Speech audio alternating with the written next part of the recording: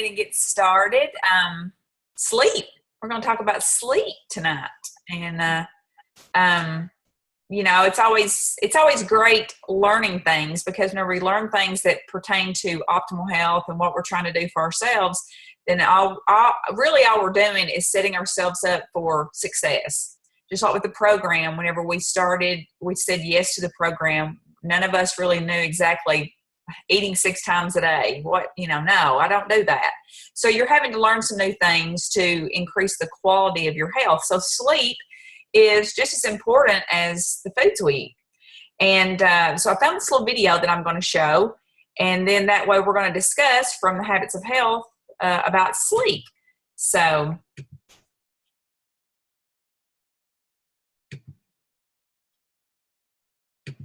I thought this was a really good little video. So hopefully we'll get to take it back here. 2 sheep, 53 sheep. Ugh, why am I still awake? Oh well, at least it's only 3 a.m. We've all been there. Ugh. Getting quality sleep is easier said than done. So today, we're going to show you how sleep is tied to your physical and mental health. We're also going to show you 5 easy ways to get that refreshing sleep that you need. We all know that we feel groggy and slow when we don't get enough sleep. But that's not the only effect lack of sleep has on our bodies. In our episode on sleep and creativity, we told you that not getting enough sleep over an extended period of time can lead to high blood pressure, which can also lead to heart attacks and aneurysms. But it's not always easy to try to get that good quality sleep. Some nights, you stay awake worrying about that presentation that you have to give first thing in the morning. And then some nights, you just can't get comfortable. And then other nights, you fall asleep just fine.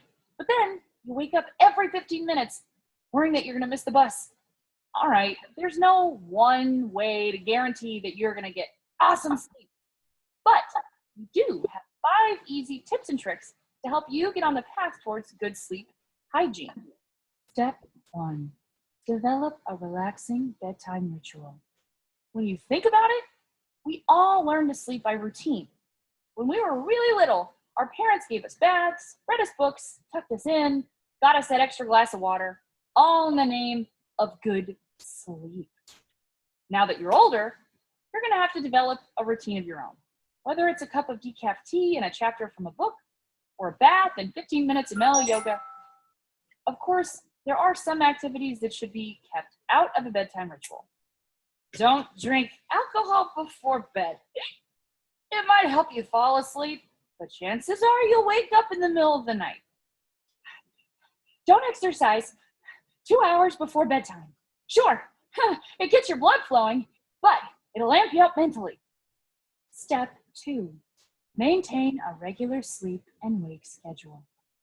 Now, you don't have to wake up at exactly 7:02 and then go to bed at 10:53 every night. That's a bit on the neurotic side. But you try to wake up and go to bed at generally the same time 6 days a week. According to doctors at Harvard University, this will help set your internal clock so that even on those rare days when your schedule is thrown off, you'll be able to get right back on track and avoid what doctors call a sleep hangover. Step 3, stop watching your clock.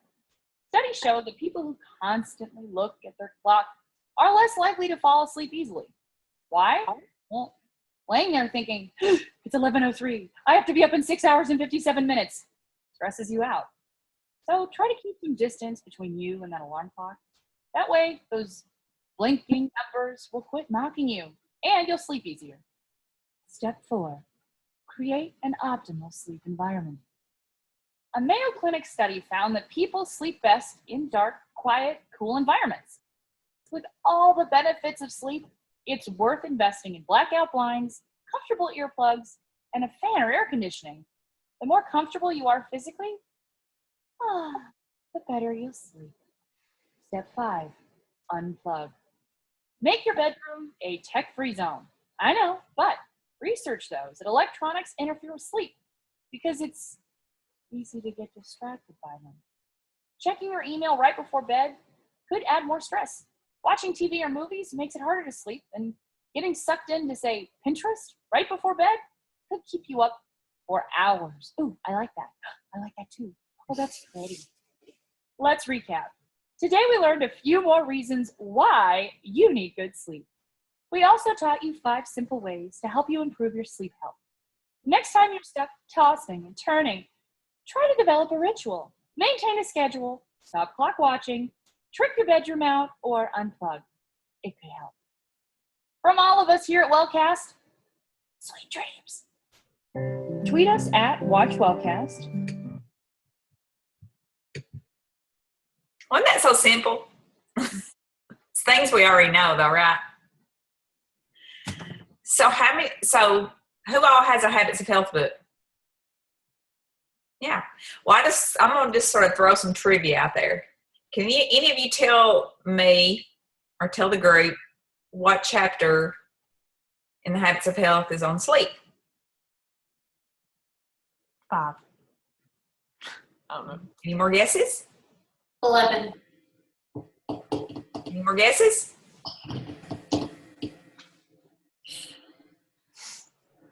7. Okay. It's in chapter 17. Yeah, that's part right. I'm telling you, that's right. You just need a little extra. You need 1 up there. But it's sort of good because, there again, we're health coaches and we're clients. And so if we want to know about sleep and we're following Dr. A, then it's a pretty good chapter. And it really sort of gives you the information that you need. And basically, what we've seen in that little slideshow was just it just took everything that he says and condenses it, but yet he sort of takes you on into some areas that maybe you need to find out about yourself because each person is a little different. And so something that was very, very just, I couldn't believe this, which I hear people, and I'm sure you do too, whenever you talk to people about the program and you ask them about their sleep. A lot of people struggle with sleep, but do you know what % of people really struggle with sleep? It's a pretty high number. You want to take a guess? 70. Out of 100%, what percent of, what'd you say? I said 70. Ding, ding, ding, ding. 70% of people struggle with sleep. I thought that was amazing. So, but what is sleep? I'm sure Leslie, her being a nurse, she probably can tell us a little bit more about sleep. I'm bad. I struggle with getting sleep. So, but I know it just recharges your body. There you go. Well, as I was reading in chapter 17, page 213 tells us about what sleep is, what it actually does for the body. And it's your body's way of restoring organ function. So, we can't see our organs. We don't know what's going on. We don't know if something's fixing to go out or what. But it's like if we know that sleep is important for that, then and rather than saying I can't sleep, because that puts more stress on your body, then it's like really we need to troubleshoot, try to figure out why am I not sleeping? But it helps to restore organ function, stabilizes chemical imbalances, refreshes all areas of your body. So would you think that would be important for us to be able to get a good night's sleep? Mm-hmm. Yeah, because we know what it feels like to sleep good and then wake up the next morning. And then we know what it's like to not sleep well and then wake up the next morning. It's like, dang, do I have to go to work? So are you getting enough? And in page 211 in chapter 17, you get to find out, what is enough? What is enough? And there was something that I read here on, let me get my glasses here. Sleeplessness is no picnic for anyone, but it takes a particular toll on women. In recent studies, researchers at Duke University who studied 210 healthy men and women found that while sleep quality was comparable for both genders, the women exhibited greater psychological stress, depression, hostility, and anger, as well as higher levels of substances that increase heart disease risk, including insulin and your interleukin, whatever 6, whatever that is. But it says that's not all. A large study of 71,000 female nurses found that women who sleep only 5 hours or less a night are 45% more likely to have heart problems. And that even those who sleep 6 hours a night have a 20% higher risk. So us women, we really need to learn about sleep because it's, we're at higher risk. So we talk about sleep. Are we getting enough? Why do we get sleepy? Why do we struggle with sleep?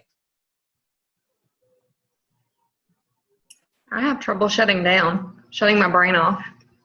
Okay. I think that's typical for, So have you always been like that? Have you?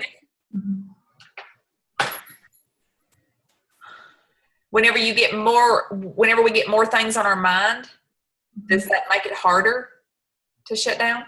Oh yeah, definitely. Because I'm constantly thinking about this or that, what I need to do, and everything else for the next day. Okay. Yes. Well, that's like me. Like, I'm pretty good about sleeping, but it's almost like whenever Ocean goes to sleep, I thought that's my free time. Mm-hmm. You're like, oh my gosh, it's all about me right now. You know what I mean? Like, you just want to soak that up, and then you have to go to bed, and you're like, okay, and then the next day starts. I don't know. It's just and the thing, that's it. You're trying to get a lot of things done in that time span that he's asleep. Mm-hmm. It's like, I've got to get this done. It's a checklist kind of thing. Does thinking more about the getting done, the stuff that you got to get done, does thinking more of that, does that stimulate us a little bit more? Does that, with your brain, overstimulate it just a little bit more just by thinking about it? Mm-hmm.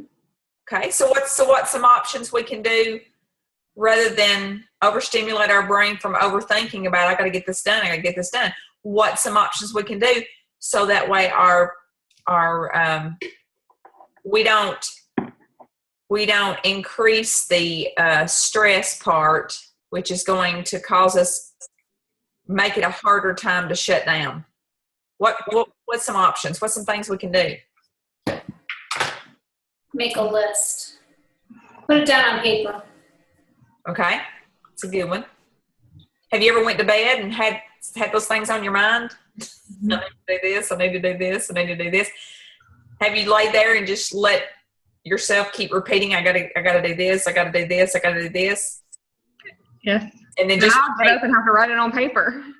Just what Katie said, and I heard that one time. It was like, get up and go. But then it's like you're almost mad because you have to get up. Yes. Why? Because I've done got tucked in and I don't want to have to get up. But we know it's going to affect our sleep. Because I'm going to forget it if I don't write it down. Yeah, exactly. And then it is said that, once you get it out of here down, then that way you can just sort of have that set aside over here. So that way that then you can, but what we've seen in the video, sleep is something you think about your kids. I know with Hannah with Ocean, she's read a book. It's a calming thyself down to get ready for a nap. How many of us really calm ourselves down to get ready for sleep? You do, Katie? I didn't always, but I do now, yeah. That's awesome. It is. I mean, and so how has your life changed since you've been doing that? Well, I've always had good sleep, but I don't know. I get in a routine of sometimes I color. I do those adult coloring books. That's good. And I always have diffused some kind of an oil. so my bedroom has some calming smell.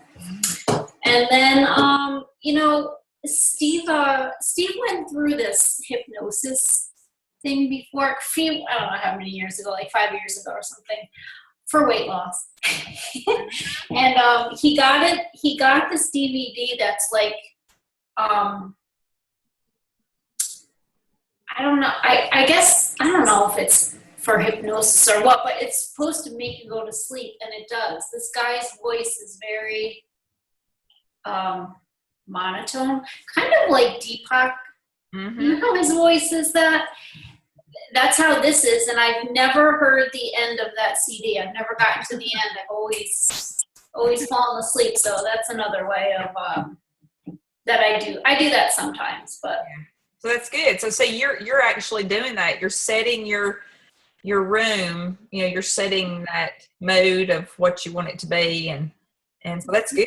That's good that you're already doing that. Because it's difficult for some people. Some people have a hard time, and some people can just jump right into bed, pull the covers up, and they just go right off to sleep. Right. Figuring out, are you a lark or are you an owl? On page 217, chapter 17, figuring out who you are. Do you really wake up in the morning and you're alert in the morning, you're ready to go, you're ready to get the stuff done, you're happier, those kind of things? Or are you more of an evening kind of person? I think that's important. And it's good to, sometimes we're sort of I know for me personally, Danny was always the morning person, getting up, and I'm not ready to get up yet. I'm ready to just let me get up when I want to wake up and, go, but trying to figure that out. So I thought that was interesting, being able to figure out these things that, like I said, it's important. It's important. So even whenever on the program, if your sleep is off, but you're doing the program, could the sleep affect your body in a stressful manner to where maybe the scales won't move? Yeah. So sleep is important. And some things that sleep affects is, your body's immunity. If you're tired and, and you're not getting what you need, then you're more susceptible to sicknesses and things, contracting things that you probably wouldn't if your system is built up. Also inflammation. I didn't realize that, inflammation comes as if you have very poor sleep, but of course, a lot of really good information about how this affects. And like I said, like Dennis, Dr. Anderson has this laid out for us, because it's like, wow, if these are things you knew about sleep, would you work on any of these, or would you just say, I'm just going to take a sleep aid and, but I think there's that personal responsibility, things that we can do, but it's like being intentional with it. There's also a lot of other sleep, health related issues. I know my mom, she works, part-time for a pulmonologist, and most people that comes to them are obese, but most of them are they have sleep apnea and they're on a CPAP machine, so it's there again, and the option is, okay, can I be able to do something myself so that way I don't have to be on a sleep apnea machine, or not, so it's all choices. It's all choices that we make. Caffeine. How many of us love caffeine? Yeah, caffeine. Caffeine, I didn't realize this, but caffeine is it's one of the most self-administered drugs out there. Living on caffeine. How many of us love our morning coffee? How many of us sometimes in the evenings like, man, a nice cup of coffee would be good. I know I've done that in the past, but I didn't realize either that this caffeine stays in your system. Said it should be consumed in the morning hours to give the drug time to clear. Remember, with a half-life of 6 hours, caffeine lingers in your body all day and into the night if you've had an afternoon pick-me-up. So it's going to affect your sleep also. So it just is like anything else, a stimulant, just to get things going. How many of you have had, maybe you slept good, but maybe your partner's not slept good? Maybe they snore. Maybe, there's those things that, that can really, I know Hannah, we've had times like that where we've slept all in the same room, like at convention or something. And she's like, I don't see, how do you do it, Mom? I can go to sleep. Yeah, I can go to sleep. If I can hurry up and get to sleep, then I don't hear Danny snoring. No, that does not work. I'm so glad I married somebody that does not snore. I would never sleep. Yeah. Ocean snores more than Steven does. I mean, it's kind of ridiculous, but yeah. I had to start wearing earplugs. Huh? What was that? I said I've had to start wearing earplugs. And let me tell you, I'm doing some serious dreaming. I think I go into a deeper sleep realm. Mm-hmm. It's crazy. Crazy. Yeah. Yeah, I just put my earphones on, listen to Deepak. I mean, all night. You wake up, you're like, okay, I'm ready to handle the day. I mean, I've been meditating for the past 7 hours. Yeah. Oh, I should try that. Drowned out everything, and somebody like you'll sit there and you'll go, oh, okay, they're still there. Well, and that's the thing is you never know what's going to come, and then there again, sometimes things happen in our life that can bring a little bit of added stress that also has an effect on us. And so the stress alone is, we know that the non-sleep is coming from the stress, and then the stress is coming from what? Maybe the thought, the thinking. Yeah. And then, the thinking is, it can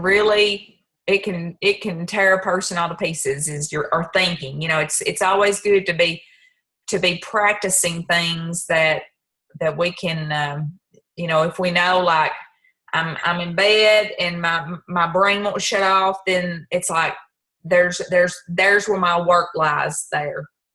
If I've had something that's, happened in my life, it's just all of a sudden come in, because I know that Debbie's, it's like a, roller coaster ride. You never know. And you really can't control it. You've got to just be in the present moment and just work through your thoughts, and switch your thoughts as quickly as you can, because the power of thought has a healing on the body too, And I know it might, go ahead, Hannah. I was going to say, well, I mean, even a lot of people don't realize this, but, so most of us has meditated at some point in our life. I mean, whether it just be daydreaming or what. And your deepest meditation is in a really, really dark place, in a dark room where there is no distractions, light's not coming into your eyes. You're just in the zone.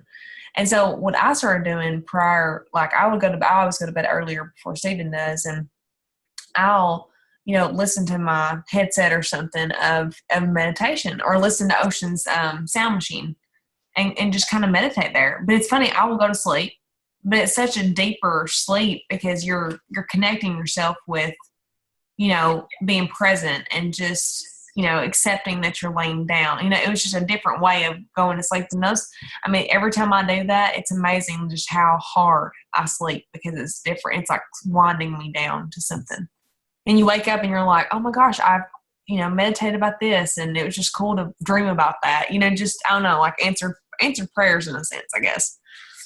But that was something that I started trying, just because I heard that. I was like, well, the only time I ever have a dark room is when I'm going to bed. Like, I can't like go in the bathroom and lay on the floor. You know what I mean? Like, it was just kind of one of those things. So I just started in that before bed, and it was pretty cool. Okay, so what's something that each of us will do tonight? that will be different from our old pattern? I'll have the sleep time tea because I haven't had that in probably 6 months. Time tea, okay. I think I'm going to turn on the little sound machine just for fun. That's the thing is all these things are habits. The things that we do are habits, and if we know the information but we don't do anything with it, we just know it, then our poor little brains are just getting so overloaded with so much stuff that it's like, please get rid of some stuff. So I'm sure when Katie, the first time she decided to go into her room and do her oils and you know, have her quiet time there. I mean, I'm sure it was probably weird. You know, I was like, okay, this is not what I normally do. Or, you know, or to meditate. It's not what I normally do. So, but the first time you do it, you really get to test it. And it's sort of an experiment to see, oh, that was rather nice. So I'll make sure I'll ask all y'all whenever we get together again, like, what did you do? Did you do anything different? And it could be just rubbing a little bit of lavender on your forehead and your temples. Just remember, sometimes I get in the bed and I forget, oh, I didn't even rub my oil on. So I'll do that. So, but it's, you know, it's changing the habits, but it's understanding how important sleep is. Because if we're not sleeping well, then it is affecting our body.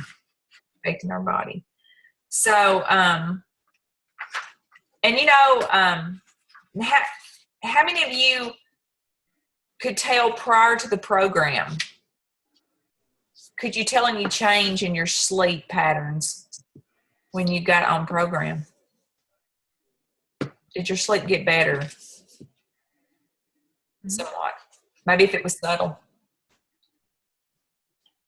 I just remember getting up before the alarm and being ready to get up, which tells me I had a good night's sleep.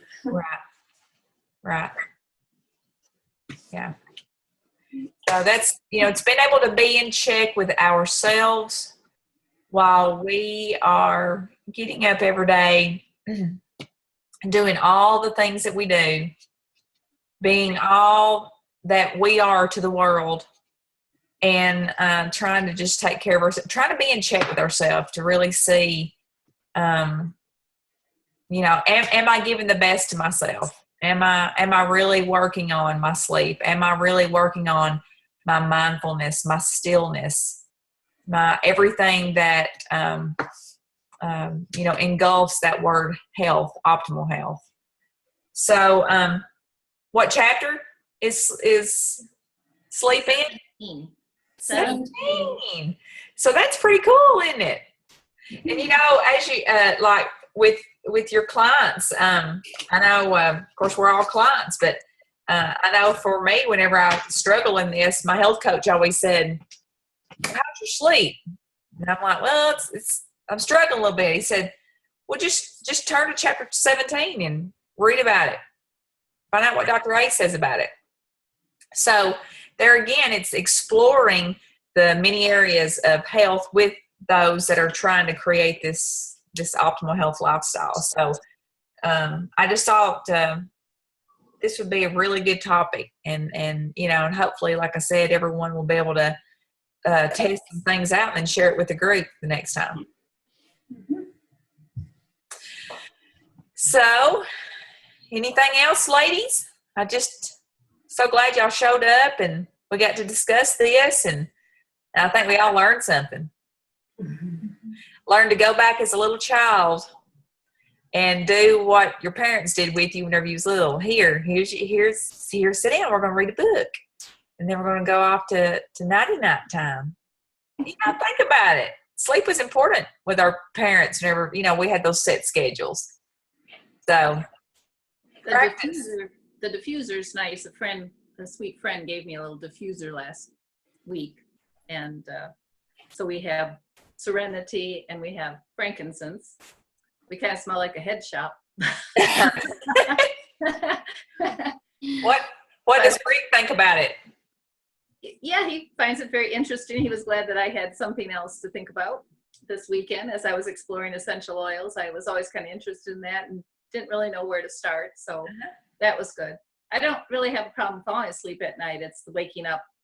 I like the lady in the video waking up at 3 o'clock and having an anxiety attack, but that too will pass, I think. So, Right. I'm always an early person. And I think about Hannah with the baby, and we had 4 girls, well, it's 7 children, but we had 4 girls in 5 years. And I used to get up early in the morning. If they get up too early, I made them go back to bed. They still remember, you sent us back to bed. Yeah. Debbie, do you find that you sleep longer or better after you do your long hikes? Yeah, definitely. That Yeah. helps. That helps me disengage that brain from all the overthinking I'm doing. Do you still wake up in the middle of the night, or? Right now I do, not normally, but right now I am. Yeah. And the caffeine is another really important thing. And I think as we age, I've become more caffeine sensitive. I've never been a big coffee drinker, but I drink green tea and never had a problem with caffeine. But trying to do everything I can to restore myself to sleep here, I've pretty much taken off caffeine now, not drinking any except 1 cup in the morning when I first get up. But that seems to help.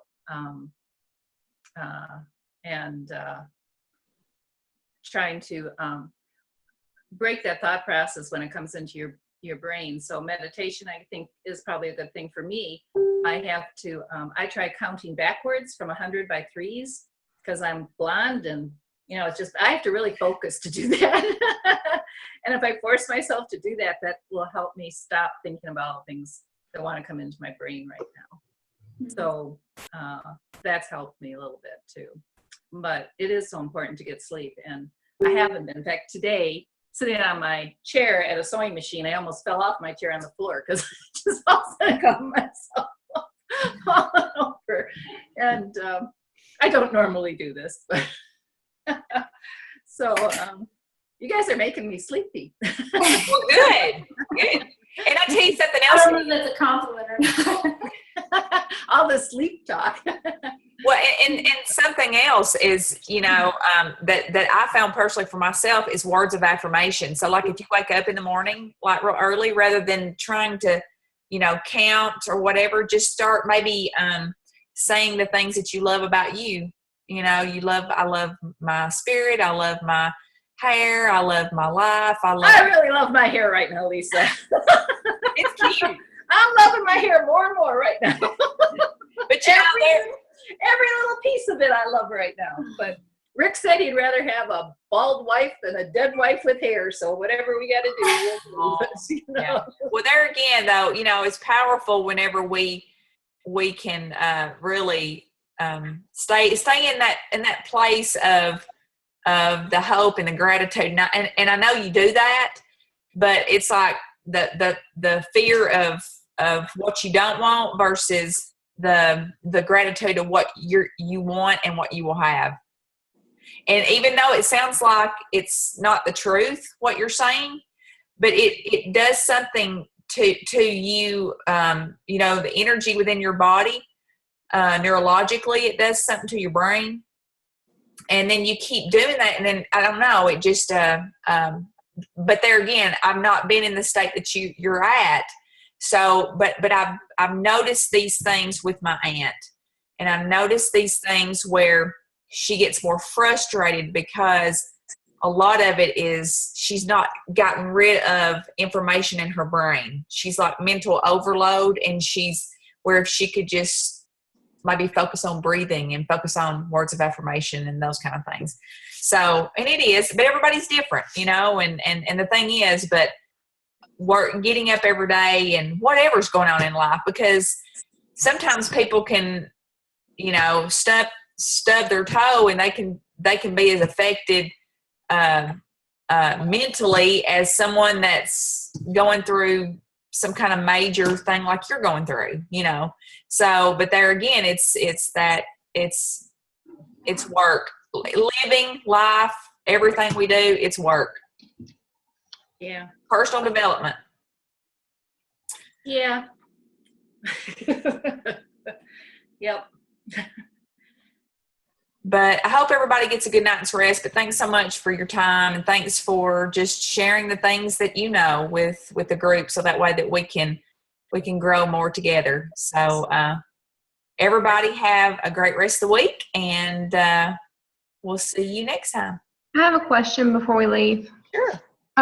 What day are we going to wear our shirts on when we're down in Austin? You're on mute. Oh, There should be a spirit day. okay. And that's probably when I would think it'd be a cool idea to wear it. 'Cause it'd be something different than not everybody else is wearing, you know. And they're those colors, so. Okay. Spirit day.